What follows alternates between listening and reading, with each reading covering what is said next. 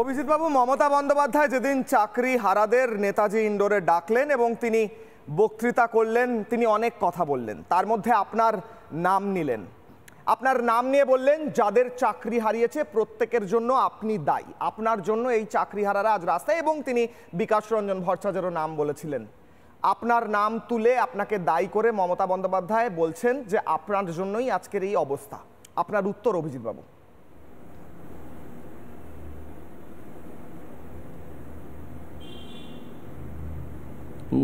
দেখুন, মমতা বন্দ্যোপাধ্যায়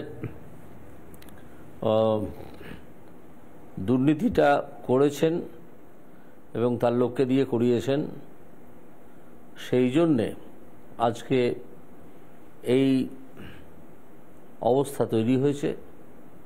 তা তিনি যদি না করাতেন বা আরও একটু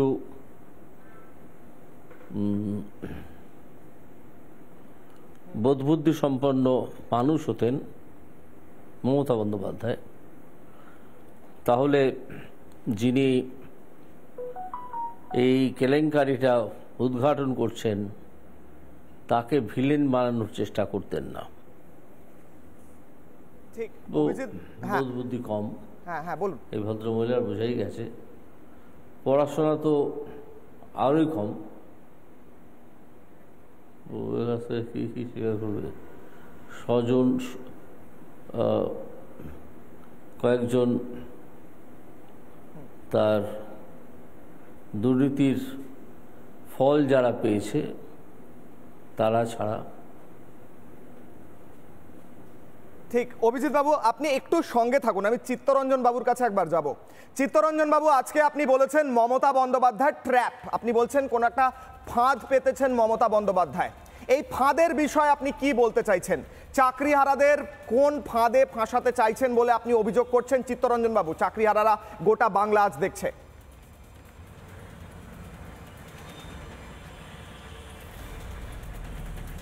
ফাঁদ কথাটা আমার ঠিক মনে হচ্ছে না যে আমি ব্যবহার করি। আমি যেটা বুঝেছি সেটা হলো যে পদ্ধতি ব্যবহার করা হচ্ছে, উনি বিভিন্ন সময় বিভিন্ন রকম কথা বলছেন। কখনো বলছেন আমি যোগ্য প্রার্থীদের সঙ্গে আছি, আবার তার পরবর্তী মধ্যে দেখা যাচ্ছে যে প্রচণ্ডভাবে পুলিশি অত্যাচার চলছে। তারপরে আবার দেখলাম তার একটা উইং গিয়ে সুপ্রিম কোর্টে আবেদন করেছে যে শিক্ষা ব্যবস্থা ধ্বংস হয়ে যাচ্ছে, যতক্ষণ পর্যন্ত নূতন রিক্রুটমেন্ট হয় ততক্ষণ পর্যন্ত তো ওদের বহাল রাখুন। কিন্তু এটা বলছেন না যে আমি কিন্তু 4 মাস 5 মাসের মধ্যে রিক্রুটমেন্ট করে দেবো, এরকম একটা কোনো কথা বলছেন না, ওইটা বাদ দিয়ে বলছে। সেই থেকে আমার মনে হয়েছে এটা যেন ঠিক মতো সমস্যা সমাধানের দিকে এগোনোর চেষ্টা হচ্ছে না, এটা যেন কিছুটা গুলিয়ে দেওয়ার চেষ্টা হচ্ছে। কাজে এটাকে কি বলবেন আমি জানি না, তবে একটা জিনিস এটা বুঝতে পেরেছি, যেটা যে সমাধানের পথে এগোচ্ছে সেটা আমার মনে হচ্ছে না। এই জন্যে আমি বলেছি হয়তো হতে পারে এটা একটা ট্যাকটিক্স হতে পারে।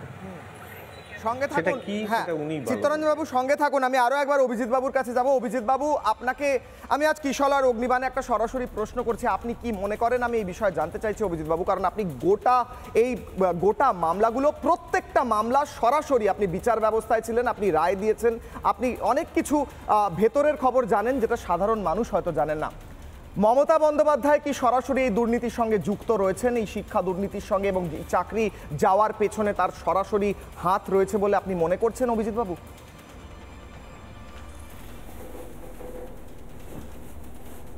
হ্যাঁ, আমি মনে করছি, কারণ মমতা ব্যানার্জির জ্ঞাত সারে ছাড়া ওনার অজ্ঞাত সারে এত বড় কেলেঙ্কারি হতে পারে না। সুতরাং তিনি এই কেলেঙ্কারি জানেন এবং এর সঙ্গে যুক্ত।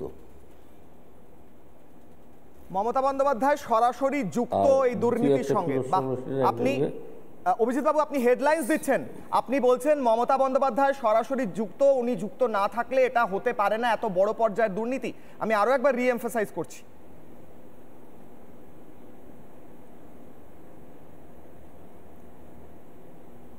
হ্যাঁ, আমি তাই বলছি যে মমতা ব্যানার্জি সরাসরি এর সঙ্গে যুক্ত না থাকলে এত বড় দুর্নীতি হতে পারে না। তার চোখের ওপর দিয়ে অন্য লোক জাগরুতি করে যাচ্ছে আর তিনি তার কোনো অংশীদার হচ্ছেন না,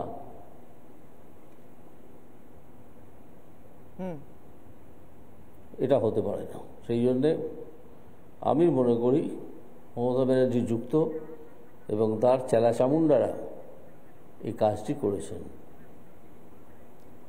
অভিজিৎ বাবু, চিত্তরঞ্জন বাবু, আপনারা আমার সঙ্গে একটু থাকুন। আমার দুপাশে দুই চাকরিহারা রয়েছেন। আমার পাশে সুদীপ কোনার রয়েছেন, মৌসুমী চ্যাটার্জি রয়েছেন। আমি প্রথমে মৌসুমীর কাছে যাব, তারপর সুদীপের কাছে আসব। আজ অভিজিৎ বাবু রয়েছেন এবং চিত্তরঞ্জন বাবু রয়েছেন। সকালবেলাও আপনাদের সঙ্গে দেখা করতে তারা গিয়েছিলেন। কোনো প্রশ্ন, আইনের পথ কিংবা কোনো কিছু বক্তব্য যেটা আপনারা সরাসরি ওনাদের জানাতে চান? মৌসুমী ম্যাডাম। আমি একটাই বলতে চাইবো যে আমরা 22 লাখ ক্যান্ডিডেট এসএসসির এই এক্সামটায় অ্যাপিয়ার করেছিলাম, আর এই 22 লাখ ক্যান্ডিডেটের ওএমআর কীভাবে পাবলিশ করা যেতে পারে এবং পুরো প্যানেলটা যেভাবে বাতিল করে দেওয়া হয়েছে আইনি পদ্ধতিতে আমরা কিভাবে প্যানেলটাকে বাঁচাতে পারি এবং শুধুমাত্র যোগ্য এবং অযোগ্যদের আলাদা আলাদা লিস্ট তৈরি করতে পারি, এটা আমার প্রশ্ন। বেশ, অভিজিৎ বাবু যদি এই উত্তরটা দেন।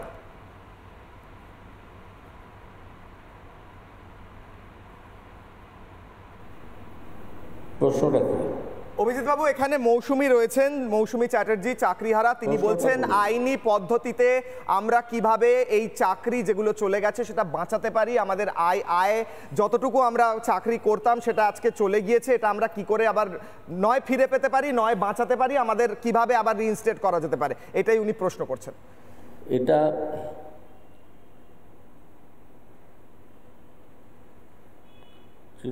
যিনি এটা বাঁচানোর জন্যে একমাত্র উপায় হচ্ছে সুপ্রিম কোর্টের শরণাপন্ন হওয়া। কারণ সুপ্রিম কোর্টই তো রায় দিয়েছে, চূড়ান্ত রায় সুপ্রিম কোর্ট দিয়েছে। এইটা মমতা ব্যানার্জি বা তার চেয়ে বড় কোনো নিশ্চয়ই সারা ভারতবর্ষে খুঁজতে হবে এরকম কেউ আছেন কিনা।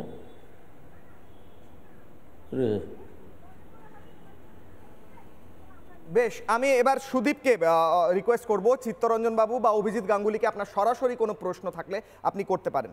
হ্যাঁ, নমস্কার। আমাদের চিত্তরঞ্জন বাবুকে আমি প্রথমেই নমস্কার জানাই এবং ওনার কাছে একটা প্রশ্ন আমি রাখতে চাই। চিত্তরঞ্জন বাবুর কাছে? চিত্তরঞ্জন বাবুর কাছে প্রশ্ন সুদীপের। হ্যাঁ, একটা প্রশ্ন রাখতে চাই, যেটা হচ্ছে যে সুপ্রিম কোর্টের অর্ডার অনুযায়ী যে বলা হয়েছে যে পুনরায় পরীক্ষা নিতে, সেই পরীক্ষার দায়িত্ব আবার দেওয়া হয়েছে এসএসসিকে। এসএসসি কি পারবে সেটাকে সম্পূর্ণ দুর্নীতিমুক্তভাবে নিতে, বা সেই পদ্ধতি কি এসএসসির কাছে কোনো আছে? যদি আগের পরীক্ষা আমাদের যে 2016 সালের পরীক্ষা সেটাকে যদি দুর্নীতিমুক্ত করতে না পারে, তাহলে সেই এসএসসিকে আবার পুনরায় সুপ্রিম কোর্ট কোন ভরসায় দায়িত্বটা দিল, এটুকু আমি জানতে চাই। বেশ, বলুন চিত্তরঞ্জন বাবু। দেখুন, পরীক্ষার পদ্ধতিটা তৈরি করে স্কুল সার্ভিস কমিশন, কিন্তু স্কুল সার্ভিস কমিশনের তো রুল তৈরি করতে পারে না, করে শিক্ষা দপ্তর এবং সেই গেজেট নোটিফিকেশনের মাধ্যমে অ্যাফার্ম করে, সেটা রুল হিসাবে সাব্যস্ত হয়। দেখুন, যে রিক্রুটিং সংস্থা তার যে সদিচ্ছা সেটাই সবচেয়ে বড় ইম্পর্টেন্ট। তার যদি সদিচ্ছা না থাকে তাহলে কিন্তু কোনোভাবেই এটা সম্ভব নয়। যেমন দেখুন, আপনি গ্র্যাজুয়েশন করেছেন, পোস্ট গ্র্যাজুয়েট করেছেন, যেখানে যা করেছেন সেখানে দেখবেন আপনি একটা প্রশ্নপত্র একটা উত্তরপত্রে লিখেছেন, সেটা একটা ডকুমেন্ট রয়ে গেছে। পরবর্তীকালে কোনো যদি গোলযোগ হয় সেটাকে আপনার ডকুমেন্ট হিসাবে ব্যবহার করতে পারেন, বা করসপন্ডিং প্রতিষ্ঠানকে আপনি বলতে পারেন আমার এটা দেখাও। কাজেই এটা স্বাভাবিকভাবেই আসে যে যদি শুধু ওএমআরে পরীক্ষা নেওয়া হয়, ওএমআরে যদি পরীক্ষা নেওয়া হয়, আপনি পরীক্ষা দিলেন, চলে গেলেন, আপনি জানেনও না যে কি দিলেন আর কি দিলেন না, কোনটা ঠিক কোনটা বেঠিক। সেই জন্য সাধারণভাবে ট্রান্সপারেন্সির কারণে সরকারের যাতে বদনাম না হয়, সেই জন্য হয় কার্বন লিস্ট ডুপ্লিকেট অথবা ওই ওএমআরগুলোকে স্ক্যান করে ওয়েবসাইটে তুলে দেওয়া, যাতে পরীক্ষার্থীরা নিজেদেরটা নিজে দেখে পারে। এই ধরনের পরীক্ষা এই সরকারের আমলেই হয়েছে। এবং নিট যে পরীক্ষাটা হয় আপনারা জানেন, আমাদের এখানে এই কার্বন লিস্ট ডুপ্লিকেট দেওয়াটার পরে সেন্ট্রাল গভর্নমেন্ট একটা প্রভিশন তৈরি করে। তারা মনে করে যে কার্বন লিস্ট ডুপ্লিকেটের চেয়েও মোর সুবিধাজনক বা কন্ট্রোলিং থাকবে বেশ। যদি ওই ওএমআর শিটটাকে স্ক্যান করে ওয়েবসাইটে তুলে দেওয়া হয়। বেশ। দেখুন এরপর থেকেই কিন্তু যদি দেখেন নিট নিয়ে যে সমস্ত সংস্থা হতো, মামলা হতো, কোটি কোটি টাকা দুর্নীতি হতো, সেগুলো কিন্তু বন্ধ হয়ে গেছে।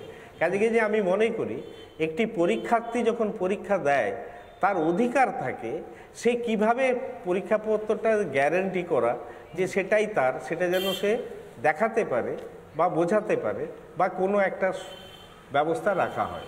এটা যদি করতে হয় তাহলে বেশ বেশ চিত্তরঞ্জন বাবু, আমার কাছে সময় একদম কম, আপনি সরাসরি উত্তর দিলেন। আমি অভিজিৎ বাবু এবং চিত্তরঞ্জন বাবুকে অনেক ধন্যবাদ জানাবো।